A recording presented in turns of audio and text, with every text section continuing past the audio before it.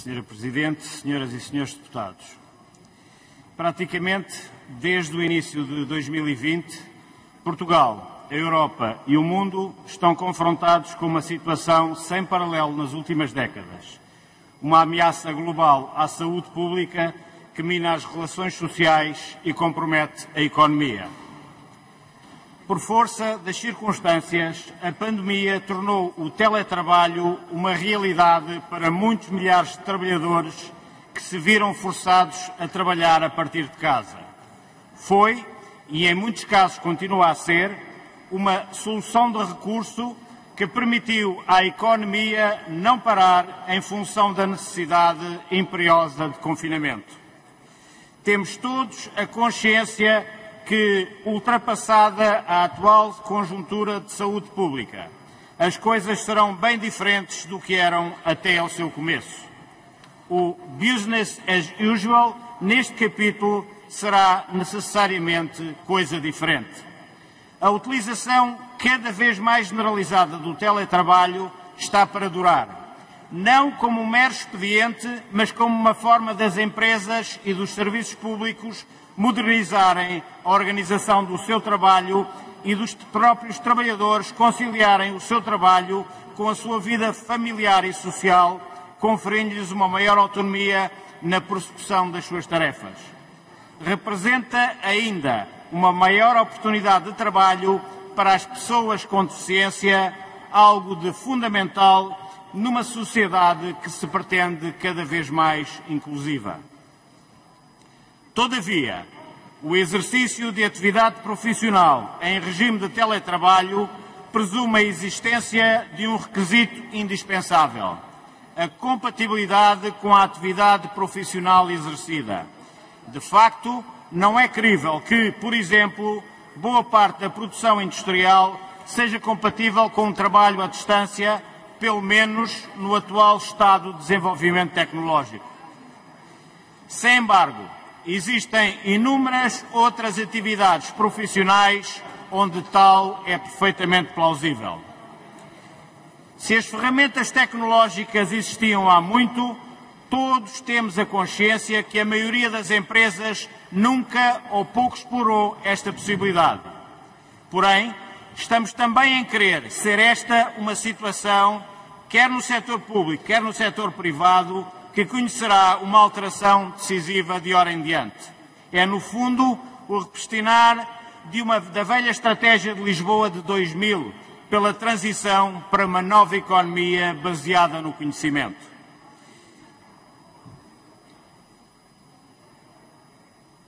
Mas, Senhora Presidente, senhoras e senhores deputados, aquilo que importa é que a alteração seja não somente quantitativa, mas também e, sobretudo, qualitativa. É que, face a uma mudança gradual ou repentina de paradigma, importa que se assegurem, acima de tudo e em simultâneo, direitos laborais, por um lado, e interesses empresariais, por outro. É neste equilíbrio entre as partes que a relação laboral se deve sempre edificar na prossecução do interesse comum entre trabalho e capital, no fundo, pela dimensão humana da economia e do desenvolvimento.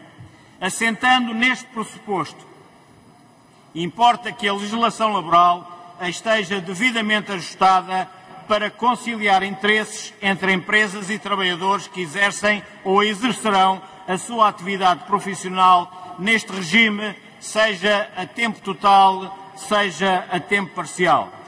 Importa clarificar o Código de Trabalho, nomeadamente os seus artigos 165 e 166, pelo que a adequação do regime laboral às novas realidades do teletrabalho, em nossa opinião, deve ser ideal e desejavelmente discutida em concertação social, de forma a conciliar interesses, protegendo trabalhadores, ao mesmo tempo que atende às necessidades empresariais.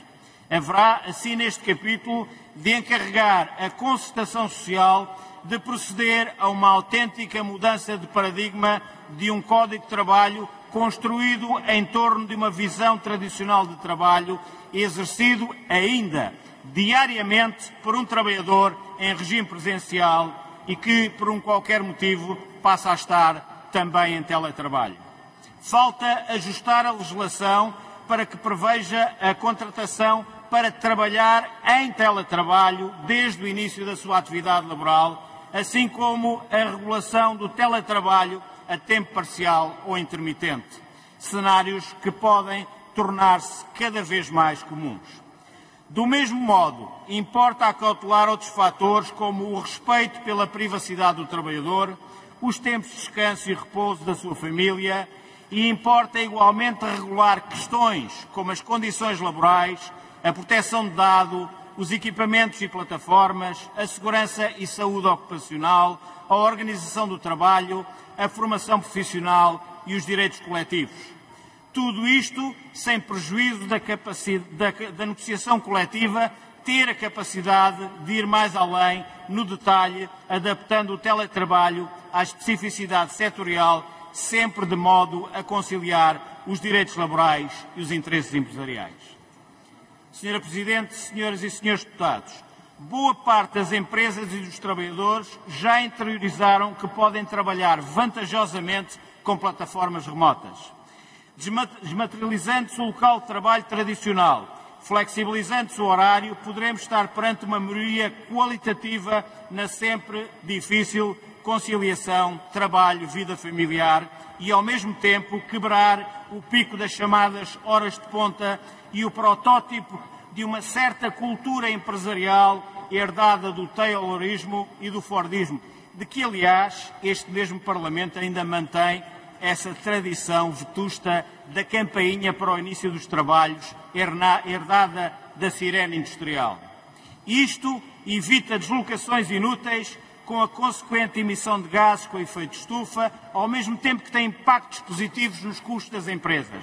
O aumento do teletrabalho pode, assim, também ter um impacto positivo e ajudar na questão ambiental.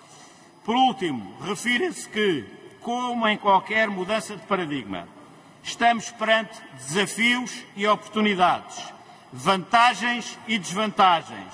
Importa debater sem rodeios esta que é uma questão estratégica para o nosso desenvolvimento coletivo.